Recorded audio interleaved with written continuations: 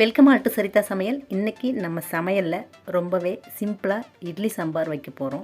இதில் நம்ம எந்த மசாலா பொருட்களும் அரைச்சி சேர்க்கலை. ரொம்ப சிம்பிளாக இந்த இட்லி சாம்பாரை செய்ய போகிறோம். ஹோட்டல் ஸ்டைலில் ரொம்பவே சூப்பராக இருக்கும். இப்போது இட்லி சாம்பார் வைக்கிறதுக்கு நான் துவரம்பருப்பும் பாசிப்பருப்பும் எடுத்திருக்கேன். இந்த கப்பில் 3/4 கப் துவரம்பருப்பு, 1/4 கப் பாசிப்பருப்பு, ரெண்டுமே மொத்தம் சேர்த்து 1 கப்பு தான் நான் எடுத்திருக்கேன். நான் காட்டின கப்பு அளவில் நான் 1 கப் எடுத்திருக்கேன். இப்போது அதை வாஷ் பண்ணி 10 நிமிஷம் ஊற வச்சு எடுத்திருக்கேன். இப்போ இதை ஒரு குக்கரில் சேர்த்துக்கலாம். பாருங்கள், துவரம்பருப்பும் பச்சைப்பருப்பும் சேர்த்து தான் நான் ஊற வச்சுருக்கேன். இந்த மாதிரி நம்ம துவரம்பருப்பையும் பாசிப்பருப்பையும் நல்லா ஊற வச்சுட்டு சேர்த்தோம்னா சாம்பார் நல்லா குழைவாக டேஸ்ட்டாக இருக்கும். அதுக்கு தான் நம்ம பருப்பை ஊற வச்சு சேர்த்துக்கிறது. இது கூடவே 4 பச்சை மிளகாய் சேர்த்துருக்கேன், 10 பல் பூண்டு. இப்போது இது கூடவே 2 பொடியை நறுக்கின வெங்காயம், 2 பொடியை நறுக்கின தக்காளி, இது ரெண்டையும் நம்ம சேர்த்து விட்டுடலாம். சேர்த்துட்டு நம்ம ஒரு பிஞ்சளவு புளி சேர்த்துக்கலாம். ஏன்னா லைட்டாக ஒரு புளிப்பு சுவையோட இந்த சாம்பார் ரொம்பவே டேஸ்ட்டாக இருக்கும். அதனால் கொஞ்சமாக நான் புளி சேர்த்துக்கிறேன். பார்த்திங்கன்னா இது கூடவே 1 ஸ்பூன் சீரகம்.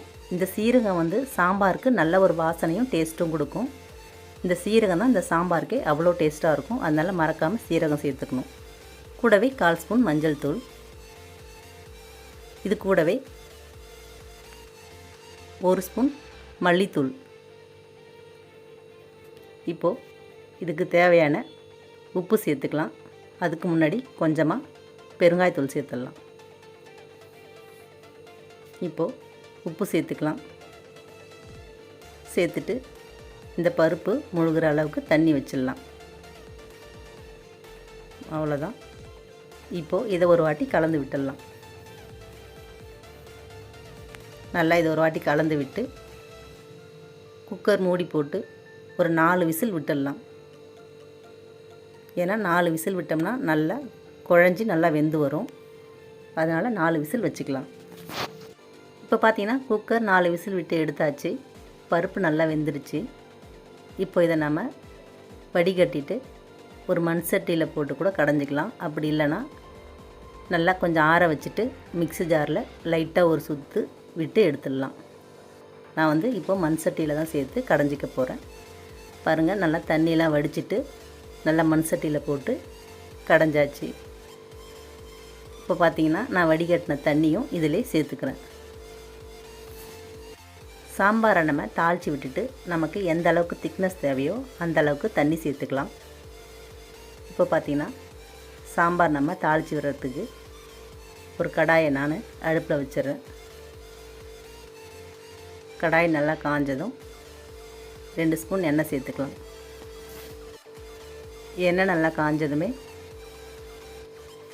1/2 ஸ்பூன் கடுகு உளுந்து, இது கூடவே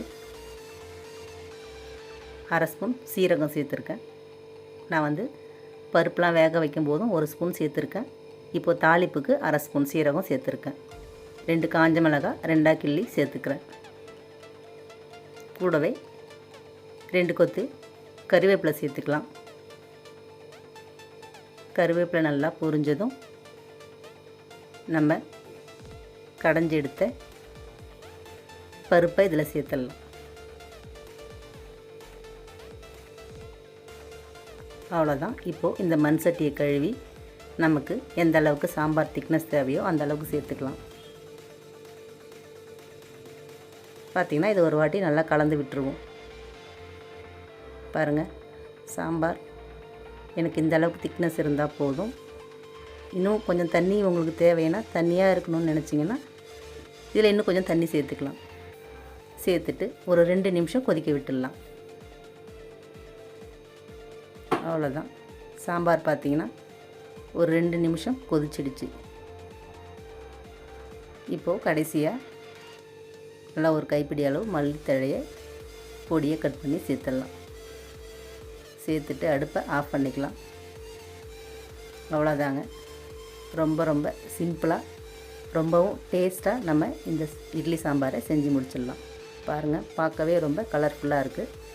இது இட்லி, தோசை, பூரி, சப்பாத்திக்கெலாம் கூட ரொம்பவே சூப்பராக இருக்கும். ட்ரை பண்ணி பாருங்கள். தேங்க்யூ.